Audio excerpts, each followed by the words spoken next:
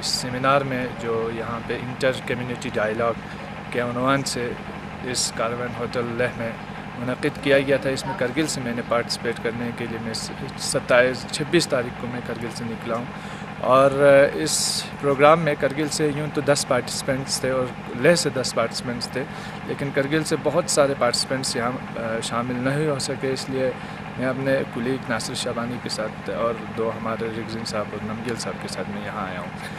اس community dialogue کا مقصد یہ تھا کہ لداخ میں جو آلریڈی جو کمیونٹی باؤنڈیشنز جو ہماری روابط ہیں وہ کافی مضبوط ہے پہلے سے ہی, لیکن اس کو اور بھی مستحکم کرنے کی ضرورت تھی. یہ فلڈ سے پہلے یہ پروگرام کا شیڈول تیار کیا گیا تھا, لیکن فلڈ کا جو سانحہ ایک بہت دلدوز سانحہ لداخ کی تاریخ میں ہوا ہے, تو اس سے نکلنے کے لیے ہمیں محسوس ہوا کہ اس سیمینار کی اور زیادہ اشد ضرورت ہے. تو اس چیز کو محسوس کرتے ہوئے ہم نے اور بھی ضروری سمجھا کہ اس میں پارٹیسپیشن کریں. لیکن جو ماضی کے جو ہمارے کچھ ایک دوسرے سے جو ہماری تلخیاں تھی اور ایک دوسرے کی کمیاں تھی جو ہمارے ساتھ ایک چیمی گوئیاں رہی ہے, لیکن ان سب کو بھولتے ہوئے ہم نے یہ کوشش کی ہے کہ ایک آؤٹ کم نکالا جائے اس بودھ اور مسلم جو یہاں پہ مذہبی روابط ہے اس کے لیے. لیکن ہمارے سامنے سب سے جو پہلا مسئلہ جو درپیش ہوا ہے وہ لداخ یونین ٹیریٹری فرنٹ کا مسئلہ ہے یا گریٹر لداخ کا مسئلہ ہے. ان 2 ایشوز میں جو لداخی ہمارے لیہ کے جو ہمارے بھائی تھے انہوں نے ہمیں کہا کہ ہماری لداخی جو آئیڈینٹی ہے یہ کرگل اور لیہ کو ملا کر کے, ہم نے کہا اس بات پر زور دیا کہ کرگل کو لداخ سے الگ کرنے کی کوشش اسٹیٹ لیول پہ, سینٹرل لیول پہ یا لداخ لیول پہ نہیں ہونی چاہیے, بلکہ کرگل جو ہے لداخ کا ایک بہت بڑا اس کا مرکز, لیہ کے بعد سب سے بڑا مرکز جو ہے وہ کرگل ہے.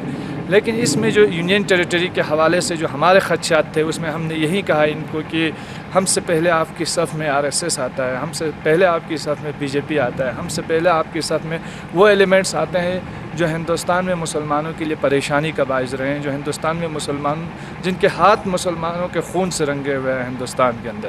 تو ہم ایسے لوگوں کی موجودگی میں یونین ٹیریٹری کا ساتھ دینا, ان کا سپورٹ کرنا سوال پیدا نہیں ہوتا. تو ہم نے کہا ہے کہ اس کو لداخی ایشو بنا کر, ایک آئیڈینٹی کا ایشو بنا کر, ایک ہمارے اپنے لوگوں کے رائٹس کو ایچیو کرنے کا ایک پلیٹ فارم بنا کر کے سامنے رکھا جائے, تو ہم بھی اس پر غور کر سکتے ہیں, ہم بھی یونین ٹیریٹری کے مسئلے پر سوچ سکتے ہیں. اور ہم نے کہا کہ ہم اتنے برے نہیں ہیں, اتنے ریڈیکل نہیں ہیں کہ ہم ہر چیز کو آنکھ بند کر کے اس لیے اس بیس پہ ریجیکٹ کریں کہ آپ نے بدھسٹ نے اس کو شروع کیا ہے. ہم ہمیشہ سے رہے ہیں, ہمیں اسی زمین میں مرنا ہے, اسی زمین میں جینا ہے, لیکن بس ضرورت اس بات کی ہے کہ میوچول ٹرسٹ اینڈ انڈرسٹینڈنگ پیدا کیا جائے. وہ تبھی پیدا ہو سکتا ہے جب ہم ایکسٹرنل جو فورسز ہیں ان کو انوالو کیے بغیر انٹرنل کمیونٹی ڈائیلاگ یا انٹرنل پالیسی میکنگ جو ہے اس کا شروعات کریں. Thank you. یہ میں سمجھتا ہوں شروع میں جو ہوا وہ بہت اچھا ہوا, اور لانگ ٹرم کے لیے تو میں نے آپ کو کہا کہ ابھی امیجیٹلی میں نے بولا چارے کا اس کا پرابلم ہونے والا ہے ونٹر میں, اور لانگ ٹرم میں جو سب سے بڑا کام ہے ریکلیمیشن والا جو زمین کا, وہ اس میں ہمیں گورنمنٹ سے کتنا مدد ملے گا وہ بڑا پاورفل ہے.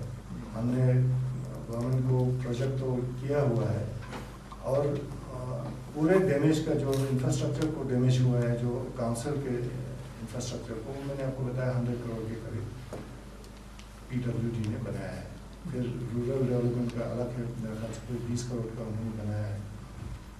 تو وہ تو ہم نے کو آلریڈی سبمٹ کیا ہوا ہے, آن دا اسپاٹ اسسمنٹ کرے کہ ہم نے جو بھیجا ہے وہ ٹھیک ہے کہ نہیں. ریکلیمیشن کا کتنا اسٹیمیٹ ہے؟